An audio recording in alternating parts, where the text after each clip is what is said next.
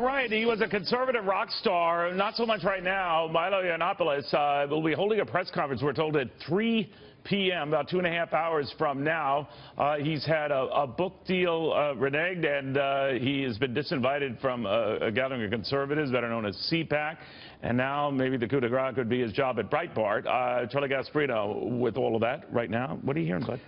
Well, my producer, Brian Schwartz, was the actual guy who broke the story on Breitbart, thinking that these, or weighing whether these latest statements of his that he came out with involving underage sex. I mean, that's what it is. Yeah, in what context was he saying this stuff? You know, I think people should look it up, because if I explain the context, and I like Milo, just so you know, I've known Milo for a long time. I don't believe he was advocating, pedophilia, and I don't believe he was advocating, rape.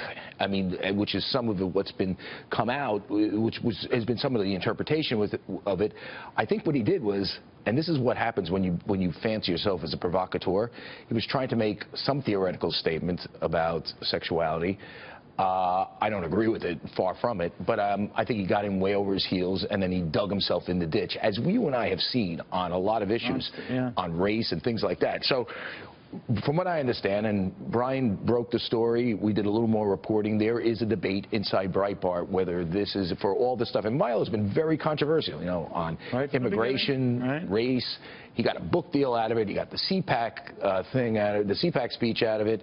He got a name out of it. He got front page stories in the New York Times out of it. Whether on Bill Maher. He was on Bill Maher recently. Whether this is a step too far, whether this is, and by the way, I think there are two main things that they're weighing here. Number one, they are Breitbart, which is known as a very nationalistic, some people say the engine of the sort of, I guess, engine of the alt-right, is now moving away from that somewhat. They're moving towards a more mainstream conservatism. They're trying to do much more reporting based. They hired a guy from the Wall Street Journal to do their finance page, a guy named John Carney. That's right. He's a good reporter, and they have some really good guys. So anyone who's like a third rail like this, whether their comments are taken out of context or not, they don't want anything to do with it. Right, and there's the business issue here. Milo generates a lot of traffic to their site because of his provocative statements, and a lot of college Republicans like him.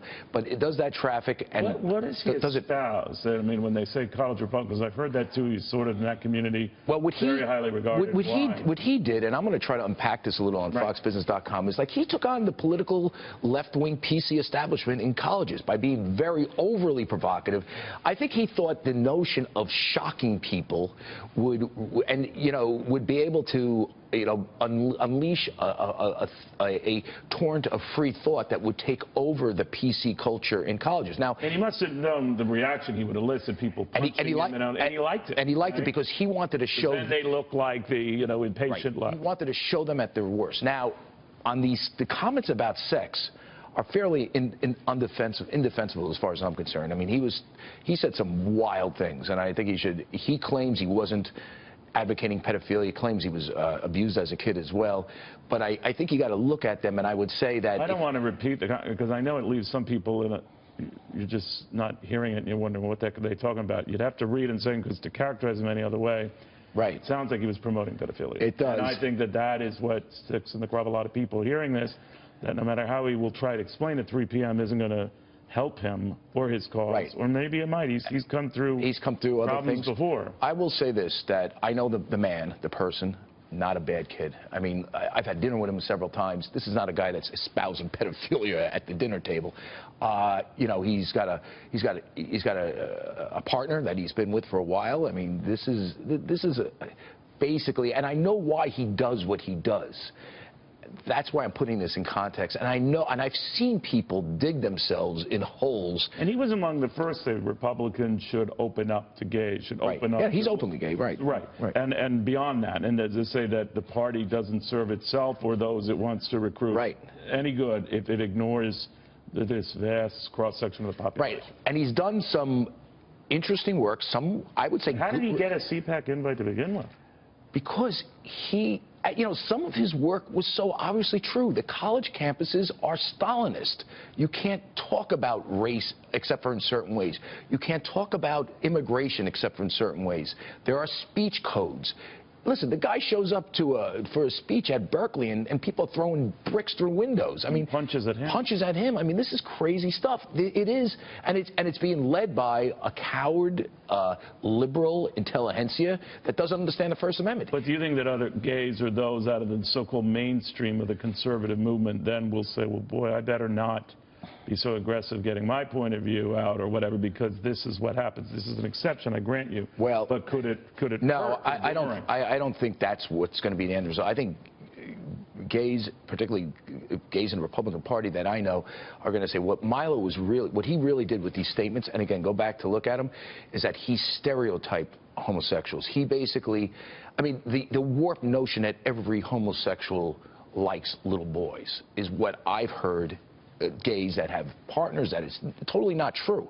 It's a stereotype. And every time he explains it, it's going to get worse. Well, I think the problem is that his statements enforced that stereotype. So he is not even going to have support among gay Republicans. That's the problem. And I think what he should do is maybe resign and rethink some of this and let this thing cool off. But if he isn't in Breitbart, he already has a book deal canceled, disinvited to CPAC.